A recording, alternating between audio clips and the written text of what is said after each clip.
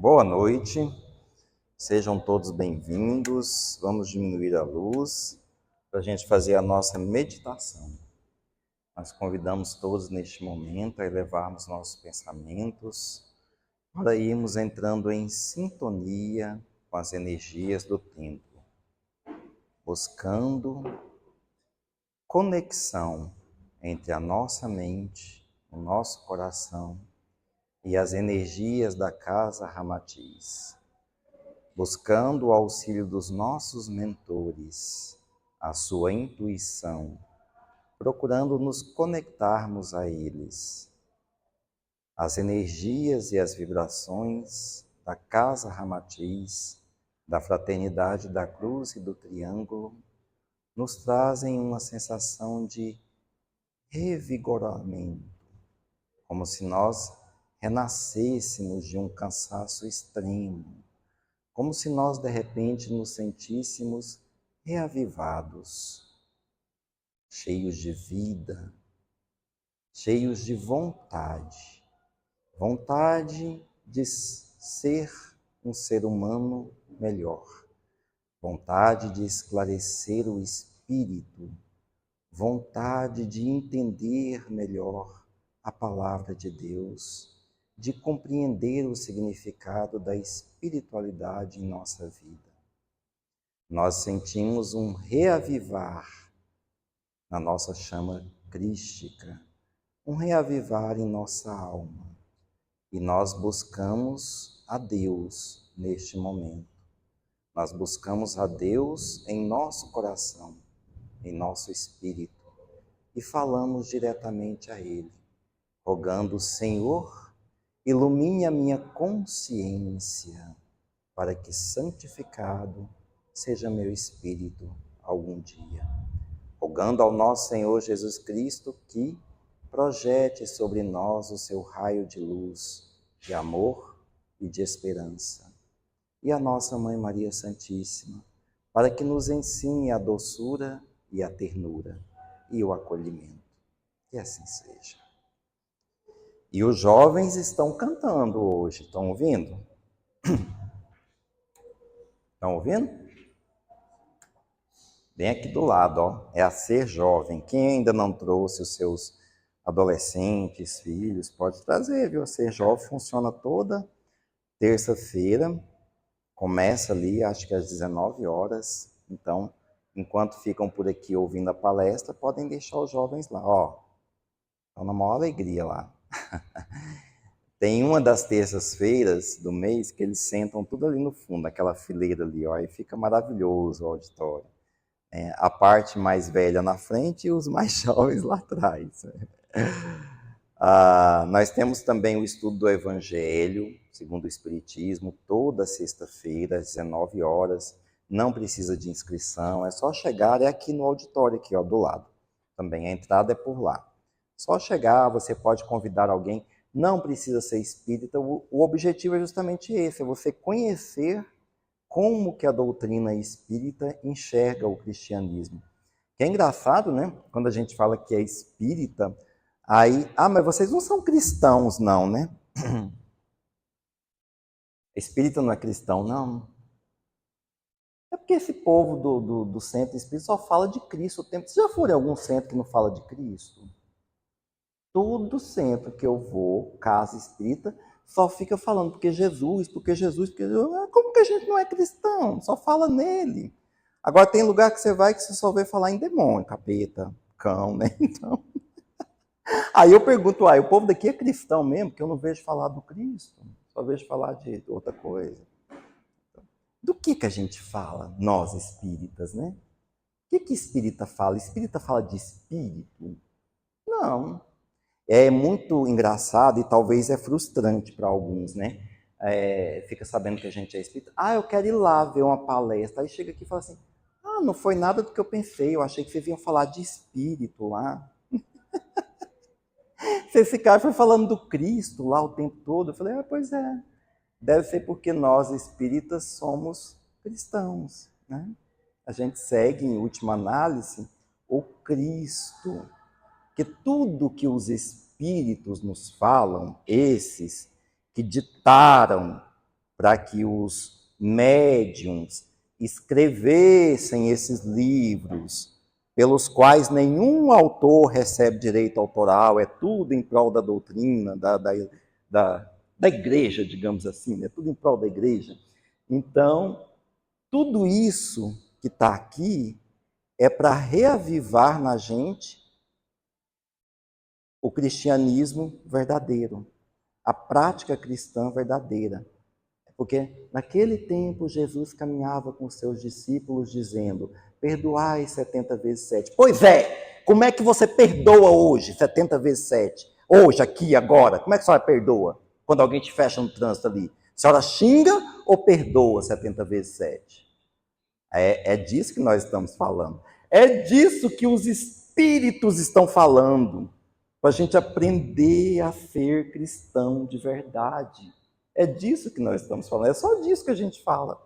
Então, não vá a um centro espírita achando que você vai ouvir falar de espírito. Não vai. Ah, mas lá tem espírito? É bom quando pergunta isso para a gente, né? Mas lá no centro espírita tem espírito? Fala assim, nossa, tem espírito por toda parte. Eu vejo espíritos. Com que frequência? O tempo todo. Eu estou vendo um espírito aqui agora diante de mim, só que ele está encarnado, é você mesmo. Mas, não, mas tem algum desencarnado? Eu falei, nossa, aqui é que tem, lá na casa, lá tem pouco, aqui tem mais. Então, nós vemos espíritos o tempo todo, encarnados. Agora, poucos de nós veem os desencarnados, só aqueles que desenvolveram a faculdade mediúnica, né? Alguns precisaram de treino, outros não, aconteceu naturalmente, como aconteceu com Divaldo Franco, com Chico Xavier, entre tantos outros. E aí hoje, Emmanuel, por meio da psicografia de Francisco Cândido Xavier, vai nos trazer mais uma vez a palavra do Cristo. Emmanuel, lá no capítulo 76, no livro Vinha de Luz, psicografado por Francisco Cândido Xavier, ele veio falar para nós sobre como fazer propaganda do cristianismo de maneira eficaz, sem se tornar um chato. E não tinha trem que me irritava mais, porque eu trabalhava de plantão. Foram 13 anos nessa vida. Aí, quando acontecia de eu não ter plantão no fim de semana, acontecia de eu chegar de um plantão no sábado.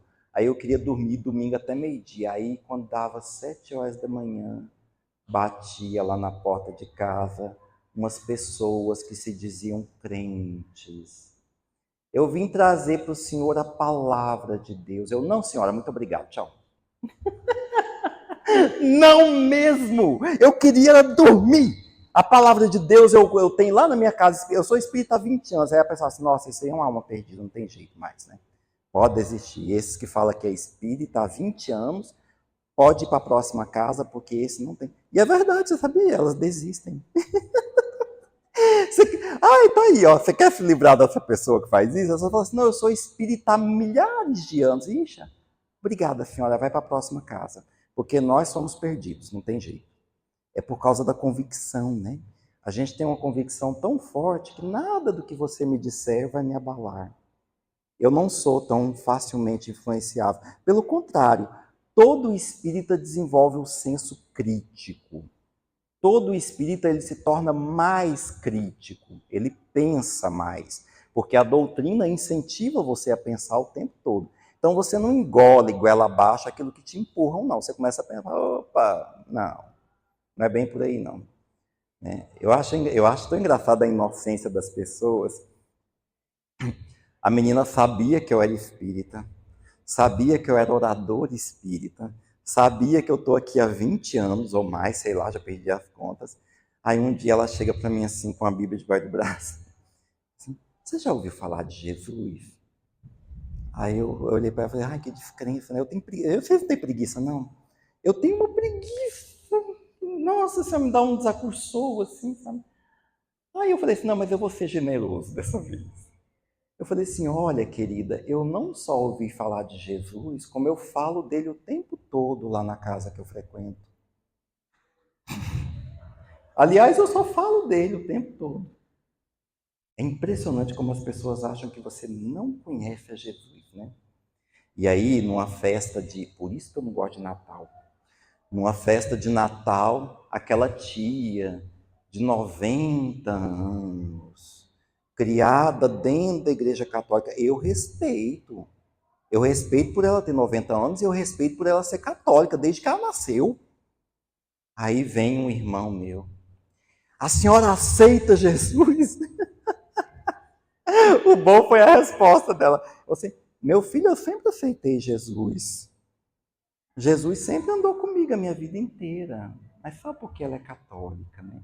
Então eu fico pensando, a gente tem que aprender a respeitar. Uma das primeiras coisas que a gente aprende na fé espírita é respeite a religião do outro. Não invada a religião do outro. Não tente domesticar o outro. Não tente catequizar o outro, como fizeram os jesuítas com os nossos índios. Não funcionou. Tanto é que eles estão até hoje fazendo dancinha da chuva. Né? Não adiantou nada. A força da cultura foi mais forte, né? Então, e os jesuítas foram expulsos do Brasil pelo próprio governo, para bem da nação. Porque é uma violência você querer impor ao outro a sua fé. É uma violência. Vamos fazer uma analogia. Vamos supor que chegassem os islâmicos árabes aqui e falassem, a partir de hoje todo mundo aqui vai ser muçulmano. Você ia aceitar? Você ia aceitar ou você ia espernear? Provavelmente a gente ia espernear, não ia? Ah, então. Pois é, e você acha que os índios não tinham direito de espernear, não? Tinha e espernearam, né? Estão lá fazendo a dancinha da chuva até hoje. Então, não vamos impor nada. É sobre isso que nós vamos falar hoje. Como pregar a palavra de Deus sem se tornar um chato. Há sempre o desejo forte de propaganda construtiva no coração dos crentes sinceros. Muitas vezes, movidos por impulsos fortes, tornam-se exigentes ou precipitados, reclamando colheitas prematuras. Olha, não vale impor princípios da fé. Vamos aprender a pregar a palavra de Deus, mas sem nos tornarmos um chato falante. E o chato é uma pessoa tendente ao fanatismo. O chato é aquela pessoa que ela acredita mesmo naquilo que ela está falando, ou ela tem tanta insegurança do que ela fala, que ela tem necessidade de falar muito para o outro para poder reafirmar para si mesmo, para si mesma, né? Então, das duas coisas, acontece as duas coisas, ou porque ela acredita demais, ou porque ela acredita de menos e tem que estar se reafirmando, né? Mas, olha, uma das coisas que eu mais estranho num ambiente é quando você está num evento social qualquer, uma coisa assim, nada a ver, por exemplo, sei lá, um aniversário, né, uma confraternização de trabalho, e aí a pessoa, assim, do nada, ela faz questão de dizer para todos, não, eu sou cristã. Eu já olho para a pessoa e penso, não sei não, deixa eu pisar no calo dela para ver se ela vai me perdoar, para ver se é cristã mesmo. Porque cristão tem que perdoar, 70 vezes 7, né? Deixa eu perguntar sobre o aborto e a pena de morte, para ver se ela é... Entendeu? Deixa eu cutucar a onça cavada curta para ver se ela é cristã de verdade mesmo, né? Porque cristão de verdade tem que praticar o cristianismo, não é só ficar falando, eu sou cristão. Ser cristão é ser, não é dizer que é. Dizer que é, qualquer um fala. Político fala que é o tempo todo. E o que a gente mais vê é maracutaia por baixo, né? Então tá longe de ser cristão de verdade, né? Muito longe. E vira e mexe a gente vê um político desmascarado aí, pregando a palavra de Deus. De Deus, né? Deus, entre aspas. Sei lá, que Deus. Sei lá que Deus ele segue. Com certeza não é o mesmo meu, né? Não. O meu prega a honestidade, o meu prega o compartilhar, a fraternidade, né? Então, a partir do momento que eu aproprio para mim em detrimento do outro, eu já não estou sendo cristão. Eu já não estou mais servindo a Deus, né? É porque o Cristo, ele andava de chinelinha, de dedo. E ele tinha uma única túnica, que ele tinha que ir no rio, lavar e vestir a mesma, de novo. É ou não é? Quem mais se pareceu com Cristo, de todos os cristãos da história que a gente viu na humanidade, foi só um, Francisco de Assis. Foi quem mais se pareceu com ele na vida e nas atitudes, do começo ao fim. Agora nós, a gente está muito longe de ser cristão de verdade. A exigência, ainda que indireta, apenas revela seus autores. As polêmicas destacam os polemicistas. As discussões intempestivas acentuam a colaboração pessoal dos discutidores. Puras pregações de palavras fazem belos oradores, com fraseologia preciosa e deslumbrantes ornamentos para a alma. Claro que a orientação e o esclarecimento, o ensino, são tarefas indispensáveis na extensão do cristianismo. Entretanto, é importante e fundamental para os discípulos que o Espírito de Jesus cresça em suas vidas. Revelar o Senhor na sua própria experiência diária é a propaganda mais elevada e eficiente dos aprendizes fiéis. Por isso que eu disse que ao longo de toda a história cristã, Francisco de Assis foi o único que realmente viveu à semelhança do Cristo. Eu não conheço nenhum outro que tenha vivido exatamente como Cristo viveu. Francisco de Assis nasceu numa família italiana nobre, naquela época, em Assis. A família dele dominava a política local, a família dele tinha influência para mandá-lo para o centro do poder, em Roma. Mas ele, num belo dia, simplesmente entrou na igreja, durante a celebração, retirou todas as roupas, depositou aos pés do altar e saiu completamente nu, porta fora. O que vocês entendem desse ato? O que vocês entendem?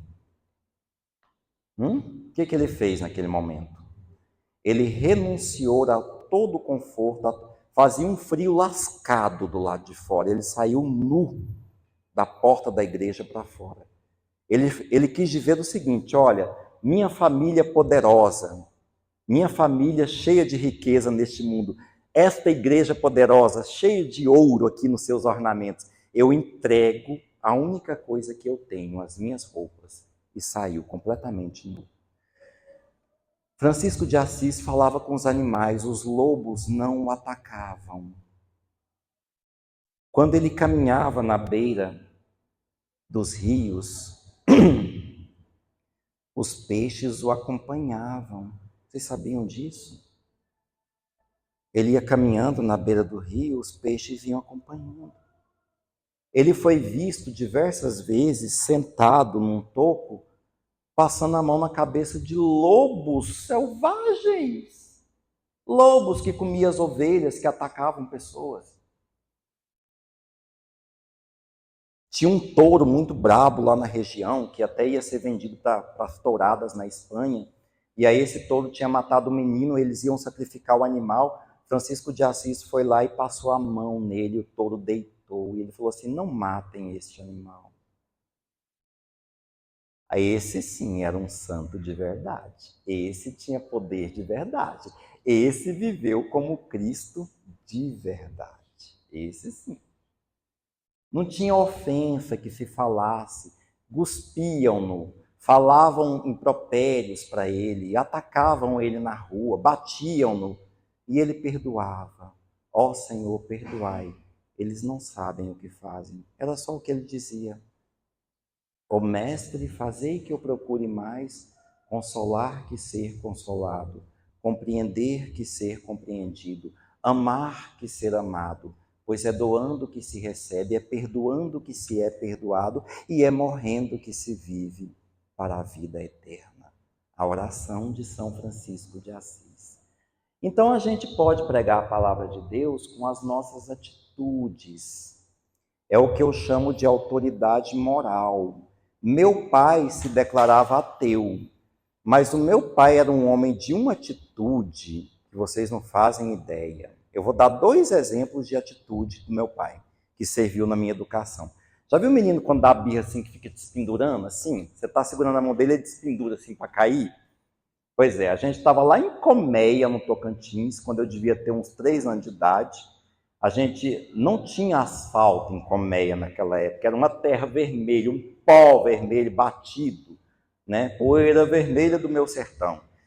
E a gente ia embarcar num ônibus velho, daquele de 1960 lá, aqueles ônibus bem velho mesmo, para Araguaína, porque eu tinha que, sei lá, meu pai tinha uma consulta no médico, sei lá, uma coisa assim.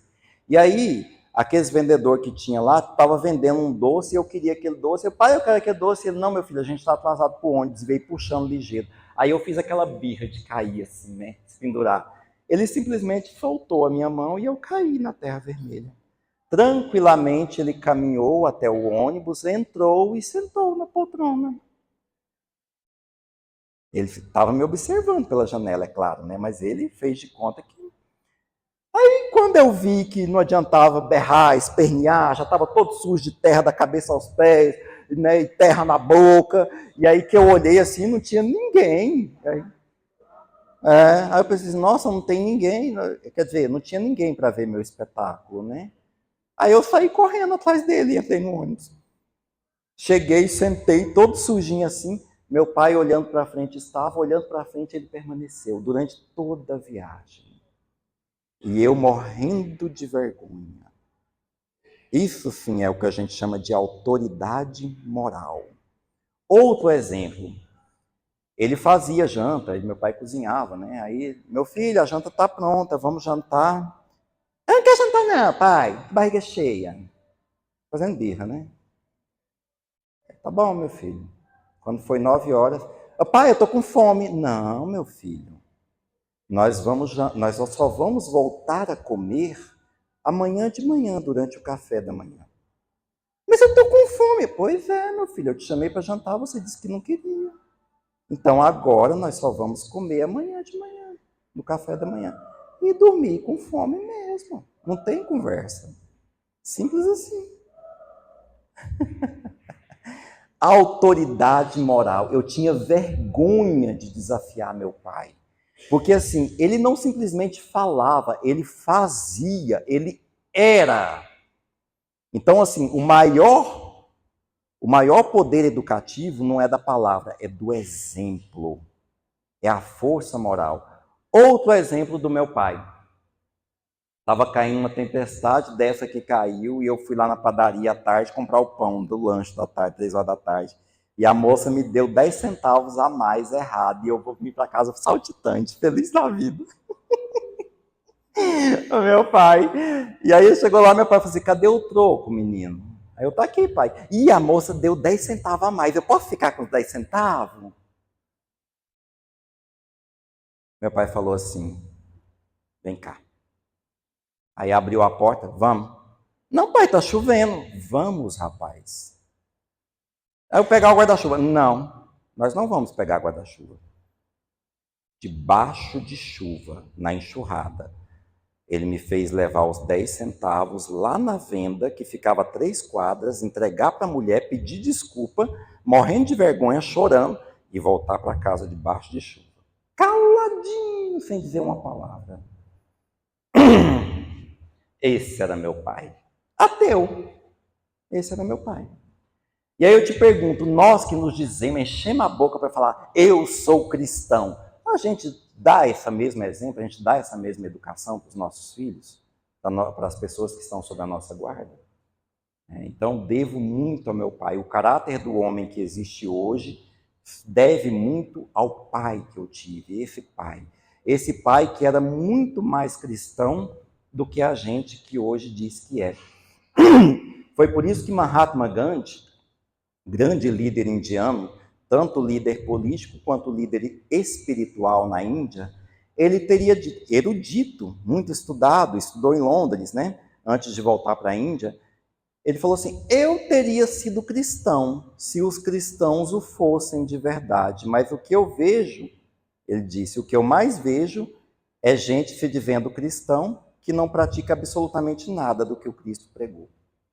E ele conhecia a Bíblia, porque ele foi educado na Inglaterra. Então, É um tapa na cara para a gente, né? Para um hindu falar isso para a gente assim, eu teria sido cristão, se os cristãos o fossem de verdade.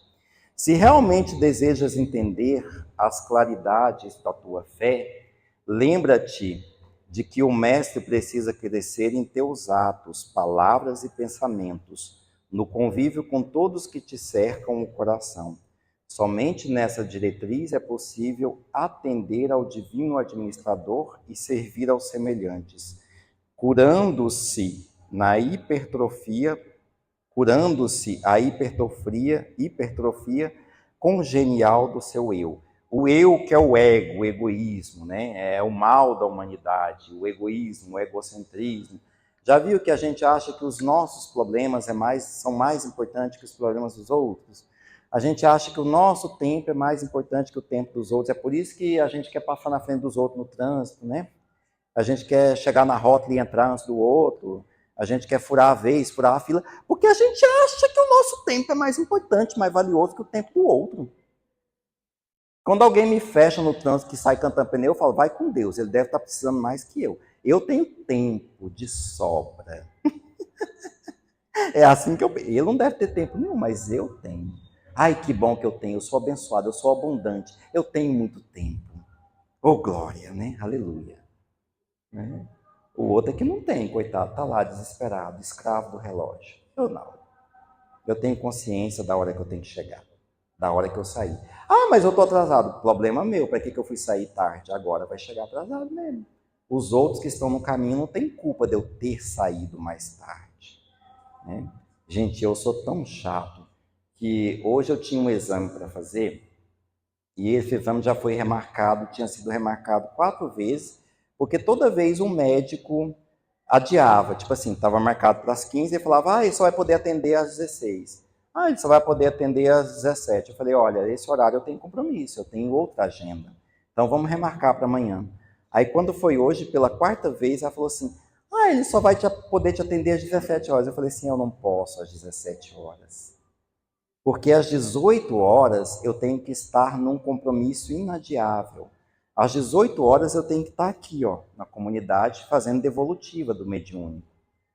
E às 19 horas eu tenho que estar aqui no palco. Então eu não posso correr o risco de pegar o trânsito próximo das 18 horas e chegar aqui 18h30, porque vai ter pessoas ali fora me esperando. E se tem uma coisa que eu respeito é o horário das pessoas. Porque todo mundo tem compromisso. Aí eu fui escrever no WhatsApp, falei assim, olha, existe hora marcada exatamente porque todas as pessoas têm compromissos. Faz uma gentileza, por favor, mostre essa mensagem ao médico. É porque eu sei que quem fala com a gente é a secretária, né? Pois ela foi lá e mostrou para ele mesmo, que eu falei assim, eu quero que ele me dê bastante choque na hora que eu chegar lá. Falar assim, é esse aí que é o encrencado? Né? Aí ele mostrou, ele mandou ela responder assim, o doutor está pedindo para você vir no horário que ele vai te atender. Aí eu fui no horário, pensei assim, nossa, agora ele vai descarregar no exame, né? Eletroneuromiografia, aquele que enfia a agulha e dá choque. Eu falei assim, agora ele vai pôr no 12 mesmo, né? Bonzinho que você precisa de ver o médico. Conversou até, perguntou onde é que tá, né? Onde é que tá incomodando, tudo. Mas eu acho que ele entendeu. Eu acho que nenhum paciente teve a audácia de dizer assim, olha, eu também tenho agenda, eu também tenho horário, eu não posso me adaptar à sua agenda. Nossa, mas você é metida, hein, Elcio? Mas é claro que eu sou. Eu considero o meu compromisso aqui mais importante que qualquer outra coisa. Se tiver de deixar de fazer o exame, eu deixo. O médico que espere, mas o meu assistido não. Jamais. Todas as pessoas têm compromisso, né? Mas a gente é criado num sistema de achar que o nosso tempo, a nossa agenda é mais importante que a agenda dos outros. E não é assim que funciona, né? De jeito nenhum. Isso no trabalho é um problema. Mas como é um problema no trabalho? Eu já disse não para chefe. Mas eu sou servidor público, eu posso fazer isso, né? Ele não pode fazer nada. Não, mas eu preciso de você aqui agora. Pois é, mas agora eu tenho outra agenda. Eu não vou poder te atender. Não agora. Talvez meia-noite. Não, e atendo mesmo. Se for o caso, eu chego lá em casa à noite, abro o computador, abro uma videoconferência, falo assim, está disponível aí? Vamos resolver agora. Mas naquela hora da casa Ramatiz, aquela hora é sagrada. Aqui é um lugar sagrado, aqui é um tempo sagrado. Isso aqui é mais importante que qualquer coisa. Sim, esta é a agenda. Né? Esta é a agenda. Os vários tipos de falsos profetas. Olha, como é que a gente reconhece um falso profeta? São líderes religiosos que incitam o respeito ao semelhante, ao ódio ou à pretensa superioridade. Eles incitam o desrespeito ao semelhante. Então, assim, todas as vezes que você vir uma religião não. Todas as vezes que você vir um líder religioso falando mal de outra religião, corra de lá. E uma das coisas que impressiona aqui no Ramativ é que a gente, quando a pessoa passa por atendimento ali, passa por uma entrevista, tem uma ficha, né? E a pessoa fala, eu sou evangélica, eu sou muçulmano. Tem, tá lá na nossa ficha, quem quiser ver. Né? Então você vê quanto que a nossa casa é diferenciada. Porque na hora que a gente vai dar a devolutiva para a pessoa, eu não falo para ela virar espírita. Eu falo assim, a senhora se sente bem na sua igreja? Enfim, se eu vi durante os tratamentos que ela tem um problema espiritual grave na casa dela, o que eu vou dizer para ela? Peça o seu pastor para fazer culto na sua casa. A senhora tem acesso ao seu pastor? Chame ele para fazer um culto na sua casa. 1, 2, 3, 4, 5 cultos. Vamos fazer muito culto na casa da senhora. E ela falou, oh, glória, aleluia. Eu falo, glória a Deus. É assim que eu faço. Eu não falo para ela assim, não, só tem que largar de mão disso e vir aqui para a casa espírita. Não. Se ela se sente bem na fé dela, ela tem que se realizar na fé dela. Isso é o primeiro comportamento verdadeiramente cristão. Esse é o primeiro comportamento, respeitando a crença alheia. É a primeira coisa. Então você reconhece um falso profeta quando ele faz exatamente o contrário. Tá? Receba a minha oração, mas eu penso que o poder é de Deus. Antes de qualquer coisa, temos que compreender que o espírito é livre e constrói suas crenças. Podem ser crenças limitadoras ou podem ser crenças libertadoras. E cada pessoa constrói o seu sistema de crenças por livre-arbítrio ao longo de muitas experiências reencarnatórias. Então vamos respeitar o tempo de cada um, né? Bom senso, conveniência e oportunidade. Não devemos forçar os outros a acreditar no que acreditamos. Nem temos o direito de usurpar-lhes o tempo que não querem, né? Gente, hoje em dia a coisa mais preciosa que nós temos é o tempo. E me dá uma tristeza quando eu vejo as pessoas perdendo tempo. Perdendo tempo, maçando barro num relacionamento tóxico. Perdendo tempo vendo notícia carnificina no celular. Perdendo tempo brigando por causa de política. Perdendo tempo vigiando a vida alheia no Instagram. Ai, dá uma preguiça de ver o povo perdendo tempo. O tempo é a coisa mais preciosa que a gente tem. Vai num cursinho preparatório vestibular ou num cursinho preparatório para concurso. O que as pessoas mais querem é ter tempo para estudar, coisa que a gente fica esbanjando, jogando o tempo fora, né? Então, o tempo, ele é precioso. Vamos utilizar o nosso tempo com coisas verdadeiramente úteis. Eu fico vendo, tem gente, eu estou com um problema no nervo, por isso que eu fui fazer a como é que é o nome? Eletroneuromiografia. Mas não é de ficar passando o dedo no Instagram, não, viu? Porque tem gente que dá problema no dedão de tanto ficar assim, ó. Ó. Não, o meu é teclado, mouse do computador, serviço de madrugada durante as noites de insônia. Porque aí eu tenho insônia, eu detesto perder tempo. Se eu tô com insônia, não vou dormir mesmo, já fiz uma oração, já fiz uma reza, já li o evangelho, não adiantou? Faço um café, abro o computador e vou despachar processo. Ei, beleza. 6 horas da manhã tá tudo prontinho. Não, aí para que eu vou perder tempo? Se eu não vou dormir mesmo? Ora bolas. Né? Então não, vamos agir. Aí depois cochila, depois do almoço. Né? Bom senso, conveniência, oportunidade. Não devemos forçar os outros. Cada encontro social tem sua própria finalidade. Não queira espalhar suas ideias religiosas em eventos onde não cabe o assunto. Nossa, eu sou bom para cortar as pessoas, vocês nem imaginam. Eu pensei, nossa, mas você é um moço tão bonito, tão educado. É só o educado, bonito, né? Nossa, durante o voo. Mas eu sou bom para cortar o povo durante o voo, vocês não imaginam. Geralmente tem 3 lugares na aeronave, né? Aí sempre senta aí outra pessoa e aí é uma pessoa de cá. Eu sempre fico no banco do meio, aquele que você fica assim, ó. Oh, e a política, hein? Eu prefiro não conversar sobre esses assuntos durante o voo. O senhor se incomoda? Nossa, que antipático, né? Eu já corto, eu não quero saber, não me faça perder meu tempo. Né? Outra coisa que eu já vi, indo para Fernando Noronha, estou lá sentado. O senhor já ouviu a palavra de Deus? Eu falo assim, olha, eu prefiro não conversar durante o voo. Obrigado.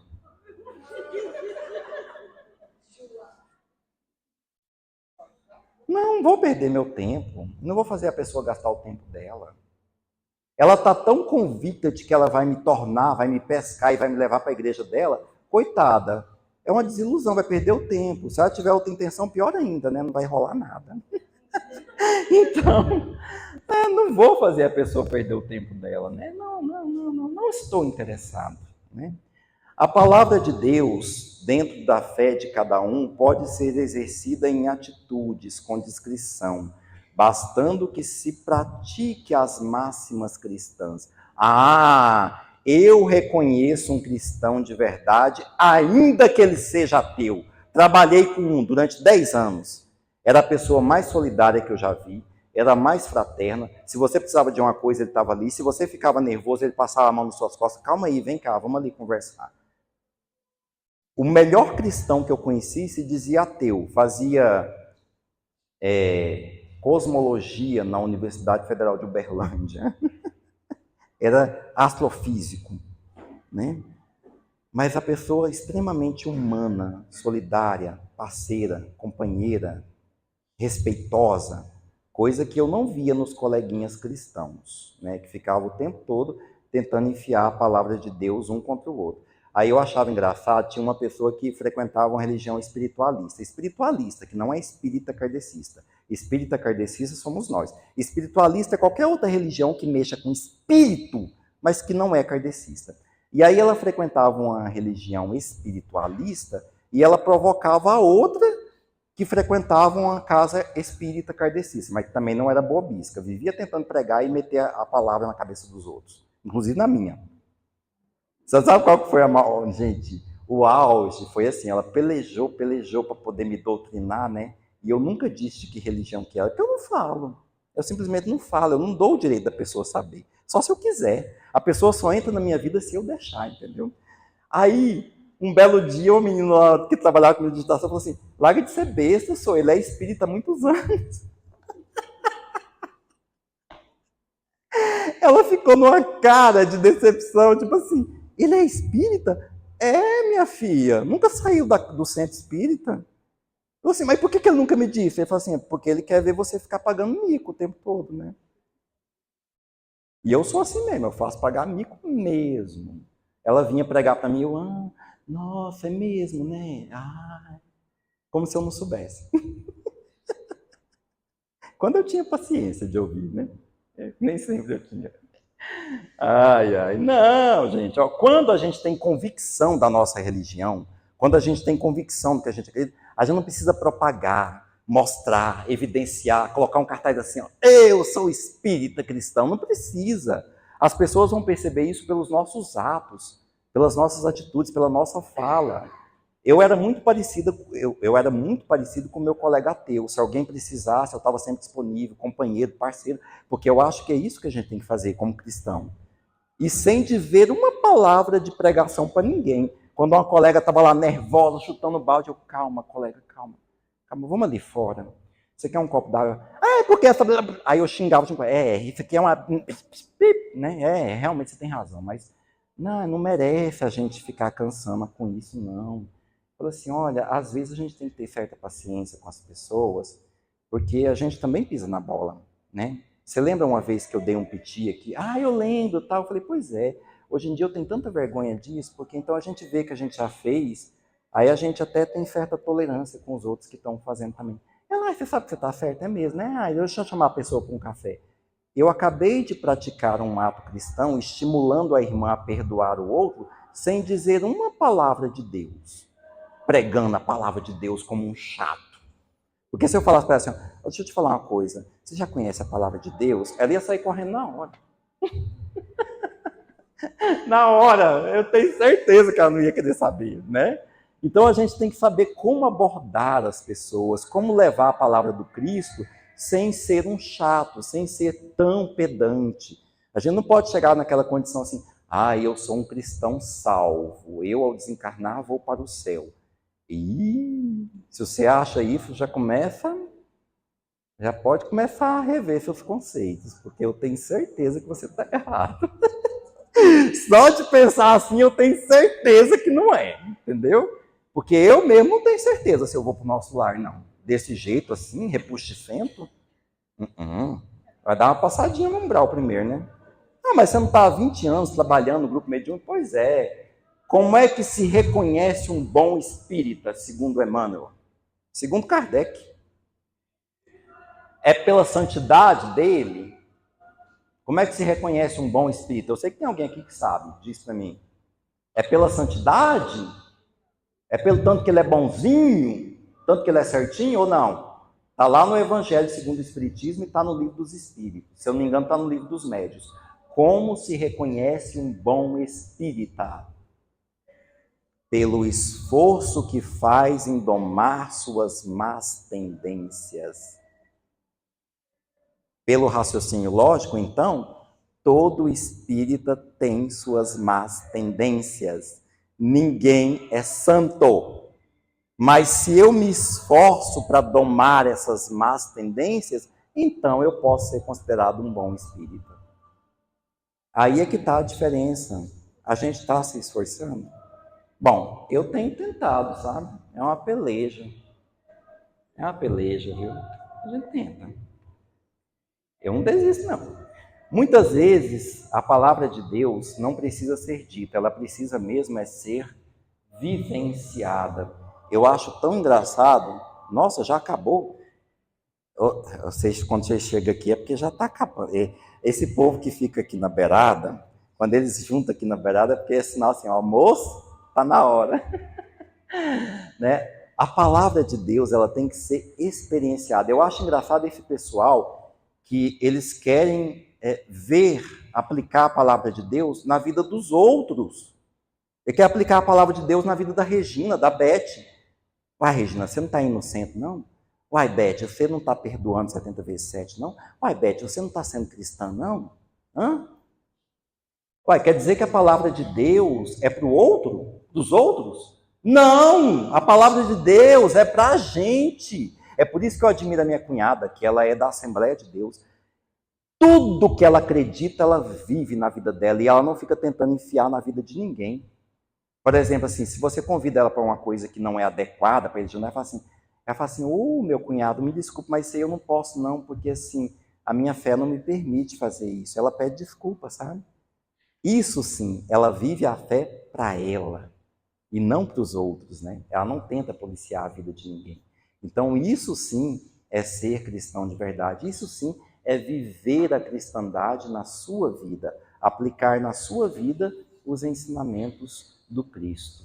Então, aplicando na nossa vida os ensinamentos do Cristo é a maneira mais eficaz de nós pregarmos a palavra de Deus. Então, é pela força do exemplo, é pela força da vivência, da experiência. Uma vez, uma colega de trabalho que vivia triste, amargurada, jovem, 22 anos, e ela falou assim, nossa, eu queria saber por que você é tão feliz, você está sempre de bem com a vida, só chega aqui de alto astral, sorridente, por que você é assim? Por que, Regina? Por que o tio é assim, feliz, né? Eu falei, olha, minha irmã, foi a primeira vez que eu falei minha irmã, que é colega de trabalho, né? Eu falei assim, olha, eu sigo uma crença que me proporciona essa felicidade, esse bem-estar. Ela, de que religião que você é? Sabe quanto tempo ela trabalhava comigo? 4 anos. Aí eu falei, eu sou espírita, kardecista. E o povo espírita é feliz assim? Eu falei assim, nem de longe. Eu falei, não, mas eu procuro trazer alegria cristã para a minha vida. Eu estou te dizendo que a religião me ajudou a ser assim. Mas nem todo mundo que está lá na religião absorveu dessa maneira. Cada um absorve de um jeito. Eu sou feliz graças à religião. Eu posso te falar isso sem sombra de dúvida. Mas eu não sei se você vai ser pela sua ou pela minha, né? Vai depender de você. Então, sim, nós podemos despertar a curiosidade sobre a palavra de Deus dessa maneira não impositiva, dessa maneira tranquila, livre, em que o outro tenha um livre-arbítrio para escolher, né? Qual que é a missão dos espíritos? E aí dos espíritas, nós vamos passar rapidamente, tá? Quem são os espíritas? São os trabalhadores de última hora. E o Evangelho nos diz quem são eles. Trabalhador de última hora é toda pessoa que se dedica de modo positivo à humanidade neste período de transição planetária. Mas, então, quem são os espíritas? O que é um espírita? Como se reconhece um verdadeiro espírita? Qual é a missão dos espíritas? Antes de qualquer coisa, colocar em prática aquilo que aprenderam. Espalhar pelo mundo as instruções sobre a realidade da vida astral e sobre as leis cósmicas universais. Mas como? Como? Como seria este pregar, né? Nós podemos ser tão chatos quanto agradáveis. Depende de você. Depende do nosso bom senso. Se formos insistentes demais, se desrespeitarmos o espaço do outro, a consciência do outro, o livre-arbítrio do outro, a gente vai ser chato. Se formos intolerantes, julgando-nos donos da verdade, seremos inconvenientes e desagradáveis. É preciso respeitar o tempo espiritual e a sua capacidade de compreensão. É necessário observar a consciência, a oportunidade e o momento certo de transmitir o conhecimento. Nós não podemos nos esquecer de preservar uma mentalidade aberta, progressista, sem abandonar nossos princípios básicos, sobretudo os cristãos. Devemos ter vigilância para não nos tornarmos dogmáticos, conservadores e discriminatórios. E o Evangelho nos diz: que importam as armadilhas que serão colocadas no vosso caminho? Só os lobos cairão nas armadilhas de lobos. Sim, minha gente, porque se você é sincero na sua cristandade, ainda que o outro arme para você alguma coisa, você não cairá nisso. As comoções morais e filosóficas vão manifestar-se em todos os pontos do globo. Isso é um fato. Que a vossa falange fiar-me, pois, de resoluções e coragem. Então, ainda o Evangelho nos orienta o seguinte: ide, agradecei a Deus pela tarefa gloriosa que vos confiou, mas meditai que entre os chamados ao Espiritismo, muitos se extraviaram. Olhai a vossa rota e segui o caminho da verdade. Então, nós espíritas devemos buscar a instrução para saber como agir. E devemos dar de graça o que de graça recebemos. É o primeiro mandamento, né? Dai de graças o que de graça recebestes. Nós devemos ter a confiança de que nunca estaremos sós. Conservemos o respeito pela consciência, pelo espaço e, sobretudo, pela diferença do outro. Aprendamos a amar sem sentimento de posse, sem preconceitos e sem imposições. Essa é a jornada do espírita. A jornada do espírita é procurar vivenciar o cristianismo na sua integralidade, vivenciar o cristianismo na sua própria alma, no seu coração. Essa é a ideia. E este convite que Deus nos faz, neste momento, neste tempo, é para que nós realmente nos religuemos. Religião significa religar a criatura a Deus, religar a criatura à transcendência, a essa inteligência suprema, causa primária de todas as coisas.